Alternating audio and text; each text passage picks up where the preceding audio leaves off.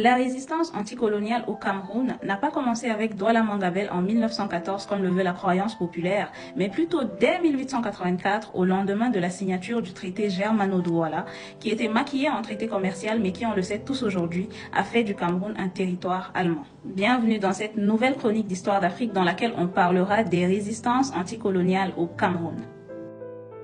De son vrai nom, Kouma Mbappé Bel, il était le chef du quartier Bonabéry et ne voulait pas des Allemands chez lui, mais plutôt des Anglais. Après le 12 juillet 1884, date de la signature du traité Germano-Douala auquel il va refuser de s'aligner, il va continuer sa révolte en août de la même année en demandant aux Allemands de retirer leur drapeau qu'ils avaient hissé haut dans son quartier de Hickory Town, aujourd'hui appelé Bonabéry, à travers une lettre qu'il avait écrite en pidgin. Mais les Allemands vont refuser et la révolte de Locke Priso va se terminer en décembre de la même année avec la destruction de son palais, l'aliénation de ses biens et ses symboles traditionnels, la destruction de tout son quartier, la délimitation sur 1 km à la ronde d'un no man's land et enfin la création d'un nouveau quartier qu'ils ont appelé New Bel.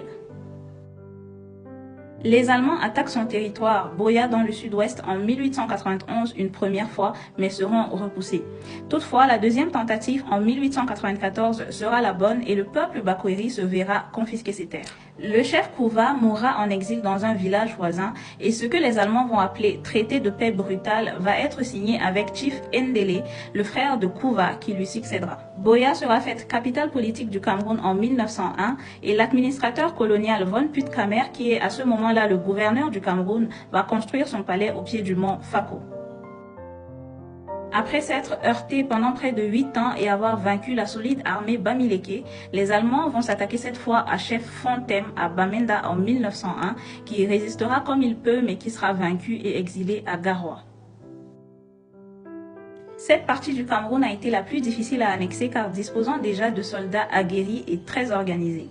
En 1888, Zingraf, un officier allemand, veut annexer l'Adamawa, mais va se heurter au lamido Mohammed Atibati qui va le repousser. Et en 1893, un autre officier allemand va encore tenter l'annexion de Tibati, mais sera lui aussi repoussé. En 1894, les Allemands essayent cette fois-ci de passer par Rey Bouba où règne le lamido Boubandida, mais celui-ci va aussi les repousser. Après plusieurs tentatives, les Allemands arrivent enfin à leur fin en vainquant le lamido de Tibati en 1899 et Ngaoundéré sera donc occupé. Ensuite le seront Garoua, Maroua, Mora et puis Kousséri. À côté de tout cela se trouvent des résistants qui ont fait semblant d'accepter l'impérialisme allemand, qui ont même profité de leur système mais qui sont revenus les combattre. Mbenga Mebonon est un officier originaire de la région du Sud Cameroun qui sera renommé Martin Paul Samba lors de ses études militaires en Allemagne en 1891. Il reviendra au Cameroun et complotera avec les Français et les Anglais pour destituer les Allemands qui oppressaient son peuple, mais sera démasqué et accusé de haute trahison par les Allemands qui vont l'emprisonner le 1er août 1914 et l'exécuter le 8 août 1914 à Ebolo.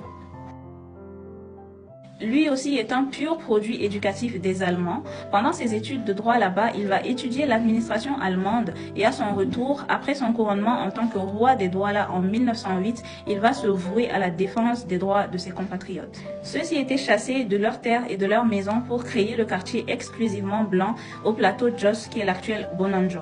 Le roi Bel va se dresser contre cette pratique en utilisant d'abord les voies légales pour régler le problème, mais voyant que rien n'y fait, il appellera à la révolte du peuple Douala. Voyant que la situation pourrait les dépasser, les Allemands vont accuser Mangabel de trahison et le 7 août 1914, celui-ci sera condamné à mort. Il sera exécuté le lendemain et sa dépouille restera pendue 3 jours de suite pour servir d'avertissement aux prochains rebelles. Mais cela ne fera qu'attiser le feu et s'ensuivra donc une guerre de compatriotes camerounais contre les colons allemands qui vont finir par se rendre en février 1916 et le Cameroun va finir entre les mains des Français et des Anglais. Bien sûr, il existe d'autres figures de la résistance comme par exemple Charles Atangana ou encore les peuples comme les Niem de l'Est ou encore les Irondo du Centre, mais je ne pouvais pas tout citer. Si vous voulez en savoir plus, allez sur la page camerecole.org ou sinon si vous avez d'autres noms de résistants camerounais pour moi, laissez-les juste en commentaire.